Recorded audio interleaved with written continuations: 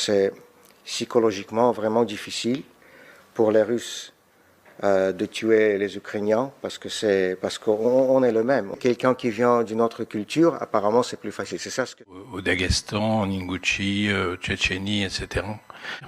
Est-ce que la perspective il y a des perspectives de révolte comme l'a été la révolte tchétchène dans les années 90?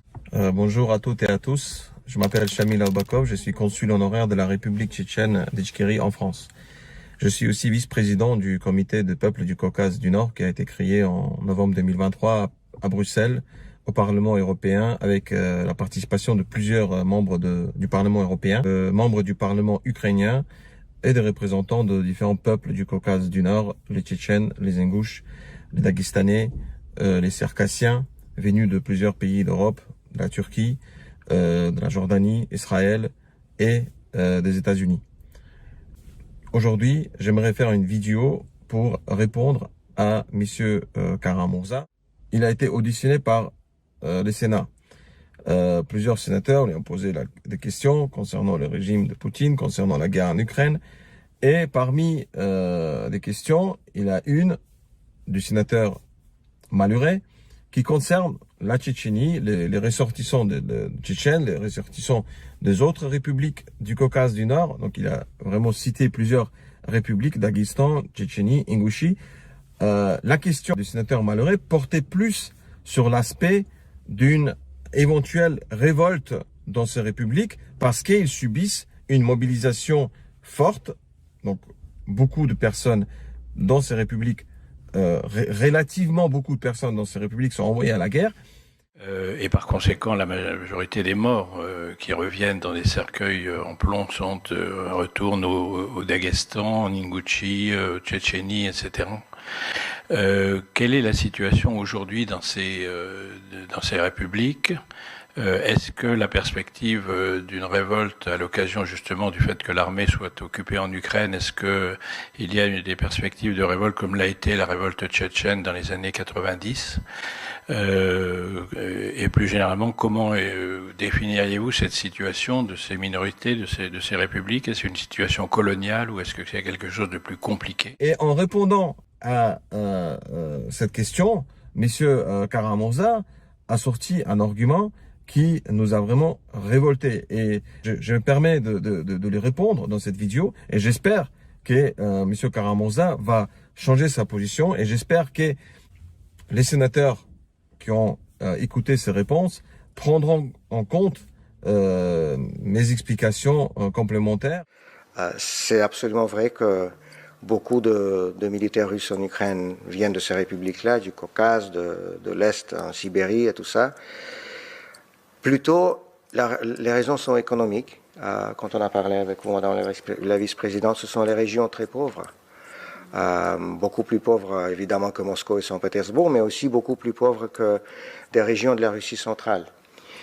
Et le ministère de la Défense russe offre pas mal d'argent aux gens pour aller sur cette guerre. Et ces gens-là qui n'ont pas d'argent, qui n'ont pas de perspective, qui n'ont rien dans cette région éloignée et pauvre, il y a beaucoup de gens qui acceptent cet argent et vont à la guerre. Il y avait aussi, j'ai parlé à Strasbourg hier, dans le cadre de la session de l'Assemblée parlementaire du Conseil de l'Europe, je parlais avec une collègue qui travaille beaucoup avec des prisonniers de guerre des deux côtés. Donc elle a parlé beaucoup avec des prisonniers de guerre ukrainiens qui ont été libérés de la Russie et des prisonniers de guerre de Russes qui sont actuellement en Ukraine encore.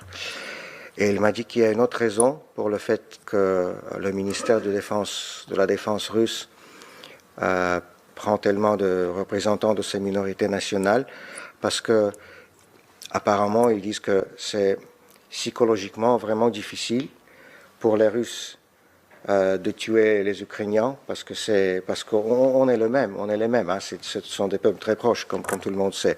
On a presque la même langue, la même religion, des siècles et des siècles d'une histoire commune. Mais si c'est quelqu'un qui vient d'une autre culture, apparemment c'est plus facile. C'est ça ce que cette collègue m'a dit hier. J'ai jamais pensé à ce point-là. Pour moi, c'était surtout économique les raisons. Mais maintenant, quand elle me l'a dit hier, j'ai commencé à réfléchir de ça aussi. Et comme vous avez dit, exactement, il y a beaucoup plus de victimes de guerre entre ces peuples-là aussi, et des cercueils retournent. Et on voit surtout ça de gens, oui, comme vous avez dit, de Daghestan, de Tchétchénie, mais la Tchétchénie, c'est une histoire différente. Le régime de Kadyrov en Tchétchénie, pour moi, c'est vraiment la pire partie du régime de Poutine russe. Je ne peux pas même trouver des mots pour parler de ce qui se passe en Tchétchénie. Mais même dans d'autres régions du Caucase, Ingouchetie, Daghestan, mais aussi c'est l'Orient de la Russie, c'est l'Est, c'est les régions comme Bouriatie, par exemple, Yakoutie, là-bas, vraiment à l'Est, à nord-est de Sibérie. Il y a beaucoup de militaires qui viennent de ça. Et bien sûr, on sait que maintenant, il y a beaucoup de militaires étrangers. Corée du Nord, mais aussi, vous avez vu hier les nouvelles de l'arrestation des soldats chinois maintenant par les Ukrainiens, les soldats chinois qui étaient avec l'armée russe en Ukraine et contre l'Ukraine. Et en fait, ça c'est assez illustratif aussi, le fait que Poutine maintenant doit trouver des soldats au dehors du pays. Parce qu'on a vu que le ministère de la Défense russe doit augmenter tout le temps le somme d'argent qu'il donne aux gens pour aller à la guerre, ce qui dit à moi qu'il n'y a pas assez de gens qui le veulent. Et donc, ils doivent faire plus et plus et plus et plus, mais en fait, il y aura une limite à ça aussi à un moment donné. J'aimerais faire une vidéo pour répondre à M. Kara-Murza. Et dans le contexte de cette réponse, je vais évoquer plusieurs sujets, notamment qui est M. Kara-Murza, comment il a été libéré, la situation au Caucase du Nord, la situation en Tchétchénie en particulier, la participation de ressortissants de peuples du Caucase du Nord à la guerre en Ukraine, donc dans l'armée russe. Tout ça pour donner une image réelle de la situation concernant le peuple du Caucase du Nord. Monsieur Kara-Murza est une personnalité d'opposition russe très connue. Il a toujours combattu les régimes de Poutine depuis les débuts. Il a été persécuté. Pour sa condamnation forte de la guerre en Ukraine, il a été emprisonné finalement et il a passé plusieurs années en prison. L'année dernière, il a été libéré suite à un échange qui a été organisé par les États-Unis et l'Allemagne avec la Russie. Donc, la Russie a réclamé la libération, le retour d'un agent FSB que Poutine avait envoyé en Allemagne en 2018 pour tuer un ressortissant tchétchène, un ancien membre de la résistance tchétchène qui avait combattu l'armée russe en Tchétchénie. Donc, il vivait en Allemagne, il était réfugié politique avec sa famille et Poutine a envoyé donc cet agent FSB qui s'appelait Krasnikov pour les tuer. Donc, il a tué en plein Berlin en lui tirant dans le dos après la prière de vendredi. Il a été attrapé par la police allemande, il a été condamné et il était en prison. Dans l'accord que les États-Unis ont trouvé avec la Russie, ils ont donc décidé de céder à la demande de Poutine, de libérer ces tueurs à gages, de le rendre à la Russie en échange de la libération de plusieurs personnalités de l'opposition russe connues comme parmi eux donc monsieur Kara-Murza. Quand on a su que cet échange a eu lieu, on était révoltés, pas pour les personnes qui ont été libérées. Nous sommes contents pour eux, nous sommes heureux pour eux, nous sommes contents qu'ils ont pu retrouver la liberté, leur famille, qu'ils ont pu quitter la Russie. Par contre, nous étions révoltés à cause du fait que dans la liste des personnes libérées, n'avait aucune femme, aucun homme d'origine tchétchène, d'origine du Caucase du Nord, en sachant que nous avons de milliers de personnes qui sont aujourd'hui dans les prisons russes pour des motifs politiques, pour des raisons politiques, et surtout beaucoup parmi eux sont dans le prison pour des actions qui ont été commises par leur famille, par leurs proches, par les membres de leur famille, par leurs proches, comme par exemple Zarema Moussaïva, qui est en prison, qui a été emprisonné par le régime de Kadyrov, qui est actuellement dans la prison russe, juste parce que ses trois fils sont ici en Europe et il s'exprime contre les régimes de Poutine, contre les régimes de Kadyrov. Donc, malheureusement, aucune femme, aucun homme de nos prisonniers, de prisonniers d'origine tchétchène, de ressortissants du Caucase du Nord, n'ont pas été réclamés ni par les États-Unis, ni par l'Allemagne, en échange d'un tueur à gages qui a tué justement un résistant tchétchène ici en Allemagne. Ça nous a révoltés et nous avons donc manifesté à l'époque devant le consulat des États-Unis et le consulat de l'Allemagne à Strasbourg pour exprimer notre protestation. Maintenant, revenons au sujet de la vidéo. Donc, ma réponse à M. Kara-Murza, il a été auditionné par le Sénat. Plusieurs sénateurs lui ont posé des questions concernant le régime de Poutine, concernant la guerre en Ukraine. Et parmi les questions, il y a une du sénateur Maluret qui concerne la Tchétchénie, les ressortissants de Tchétchènes, les ressortissants des autres républiques du Caucase du Nord. Donc, il a vraiment cité plusieurs républiques, Daghestan, Tchétchénie, Ingouchie.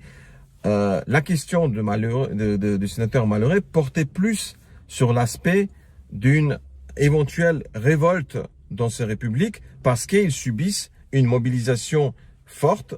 Donc, beaucoup de personnes dans ces républiques, relativement beaucoup de personnes dans ces républiques sont envoyées à la guerre. Et en répondant à cette question, M. Kara-Murza a sorti un argument qui nous a vraiment révoltés. Et je me permets de lui répondre dans cette vidéo et j'espère que M. Kara-Murza va changer sa position et j'espère que les sénateurs qui ont écouté ces réponses prendront en compte mes explications complémentaires.